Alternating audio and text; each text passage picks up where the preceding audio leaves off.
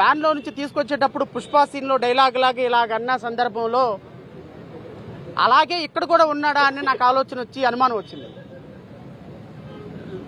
ఆయన అంటాడు, సార్ చెయ్యని తప్పుకి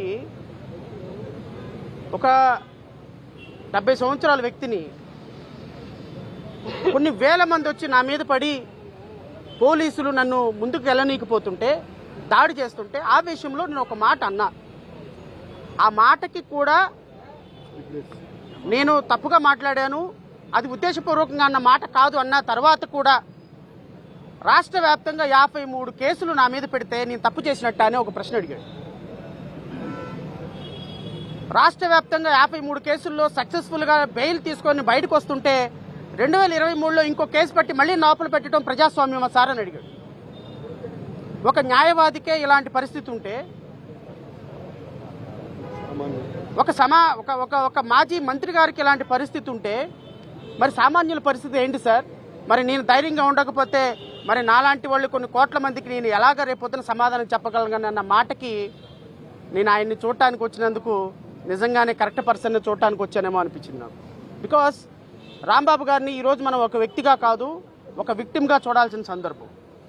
నేను మీడియా సోదరులందరినీ కూడా కోరుతున్నా, మీ ద్వారా రాష్ట్ర ప్రజలందరినీ కూడా అడుగుతున్నా, మరి ఒక మాట అన్న రాంబాబు గారిని ఈ రోజు నుంచి లోపల పెడుతుంటే మరి ఆయన ఇంటి మీద దాడి చేసి వేల మంది ఇనుప రాడ్లతోటి మారణాదాయతో దాడి చేసి ఇల్లు మొత్తాన్ని ధ్వంసం చేసి ఇంట్లో ఉన్న పిల్లల్ని భయభ్రాంతులకు గురి చేసి చిన్న పిల్లలకి రాజకీయాలతో సంబంధం లేని ఆడపిల్లల్ని మన ఇంట్లో ఉన్న ఆడవారిని కూడా భయభ్రాంతులకు గురి చేసినటువంటి వ్యక్తుల్ని ముఖ్యమంత్రి చంద్రబాబు నాయుడు గారు ఎంతమందిని మీరు అరెస్ట్ చేశారు సార్?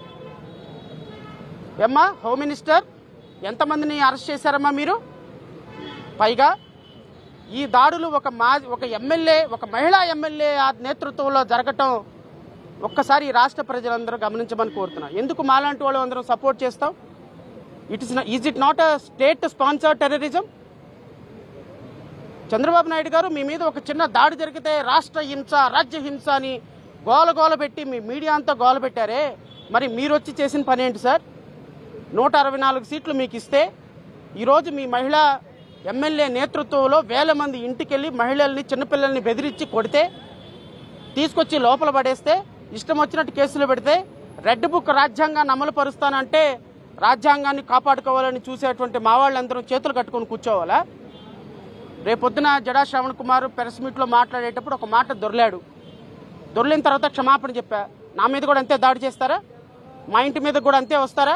ప్రెస్ మీట్లో ఒక మిత్రుడు ఒక ప్రశ్న అడిగాడు, విలేకరులను కూడా అలాగే దాడి చేస్తారా? సో ప్రజాస్వామ్యంలో one should take responsibility towards others fundamental rights. ఈ రోజున న్యాయవాదులుగా ప్రజల హక్కుల కోసం పోరాడి ప్రజల రాజ్యాంగం కోసం పోరాడేటువంటి వ్యక్తుల మీద ఈ విధంగా రెడ్ బుక్ రాజ్యాంగాన్ని అమలు పరుస్తుంటే రాష్ట్ర ప్రజలు ఆలోచించాల్సిన పరిస్థితి లేదా? నెయ్యి కల్తీ జరిగిందేమో మీ హయాంలోనా? శాంపిల్ టెస్ట్ చేసింది మీ హయాంలోనా? మీ హయాంలో వచ్చినటువంటి శాంపిల్ టెస్ట్లో పంది కొవ్వు ఎద్దు కొవ్వు కలిస్తే అది గత ప్రభుత్వం హయాంలోనా? రాజకీయాలు చేయడానికి దేవుణ్ణి వాడుకుంటారా?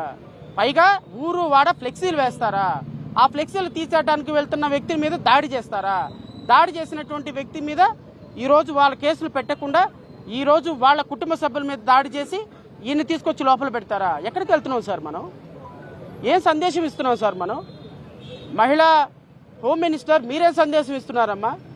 ఇంకొకసారి మళ్ళీ రిపీట్ అయితే ఈసారి గుంటూరులో మహిళలు కాదంట, రాష్ట్రం మొత్తం మహిళలు వచ్చి దాడి చేస్తారంట. ఆ ఎమ్మెల్యే గారు ఎంత అనుకుంటున్నారు? అధికారం అనేది వీళ్ళలాంటిది, తిరుగుతూ ఉంటుంది, ఎక్కడికి పోదు. నువ్వు అట్టు పెడితే అట్టున్నర పెట్టే రోజు ఒకరోజు వస్తుందమ్మా, కంగారు ఏం లేదు. అధికారం నీ దగ్గర ఆగిపోదు. మీ చంద్రబాబు నాయుడు సెలేసుకొని ముఖ్యమంత్రిగా ఉండడు, మీ నారా లోకేష్ 24 గంటలు మిమ్మల్ని కాపాడు. ఒకరోజు అధికారం చేంజ్ అవుతుంది, మనసు చేంజ్ అవుతుంది, మాట చేంజ్ అవుతుంది, యాటిట్యూడ్ చేంజ్ అవుతుంది. కంప్లీట్గా మీలో ప్రజాస్వామ్యం వచ్చేంత వరకు, రెడ్ బుక్ తోలు ఊడిపోయి బ్లూ బుక్ వచ్చేంత వరకు మీ తోలు విలిచి రోడ్డు మీద కూర్చోబెట్టే రోజు ఒకరోజు వస్తుంది, ఖచ్చితంగా వస్తుంది. అందులో డౌటే లేదు. ఎందుకంటే తప్పుగా స్కూల్కి వెళ్ళను నానా నేను మారాన్ చేసేవాడికి 4 దెబ్బలు కొట్టి కూర్చోబెట్టినట్టుగా రెడ్ బుక్ రాజ్యాంగం పట్టుకునేవాడికి ఆ రెడ్ బుక్ తాట తీసి బ్లూ బుక్ తాట వేసే రోజు ఒక రోజు వస్తుంది. ఆ వచ్చే రోజు కోసం మాలాంటి వాళ్ళందరం కూడా ఒక తల్లిగా అమలు చేస్తారు. రెండు చిన్న మాటలు ఉంటాయి మీకు, చిన్న మాటలు ఉంటాయి మీకు. సొంత తల్లి చెల్లిని గౌరవించడం మీకు అలవాట్లు ఎత్తవచ్చు. మాకుంది బాధ్యత, మా పైన ఉంది. ఒక్క మహిళ జోలికి ఎవరు వెళ్తే వదిలిపెట్టాం మేము. అది మాకున్న సంస్కృతి. అంతేగాని మీరు సమర్థించి ఏదో క్షమాపణ అడిగారని బాస్ ఒక తల్లి జోలికి వెళ్తే ఎవరిని వదిలిపెట్టాం. Take it from us. ఎవరిని వదిలిపెట్టే ప్రసక్తే ఉండదు మా దగ్గర. ఎవరు తల్లైనా, జగన్మోహన్ రెడ్డి గారి తల్లైనా కూడా, ఎవరు తల్లైనా, ఎవరు చెల్లైనా, ఎవరు అక్కైనా, ఎవరు ఒక మహిళ జోలికి వెళ్తే ప్రజాప్రభుత్వం ఎవరిని వదిలిపెట్టే ప్రసక్తే ఉండదు. అది మా గౌరవ ముఖ్యమంత్రి గారు చెప్పారు, గౌరవ ఉప ముఖ్యమంత్రి గారు చెప్పారు. మేము ఎవరిని వదిలిపెట్టాం. ముందు ముందు మీరు చూస్తారు కదా అది.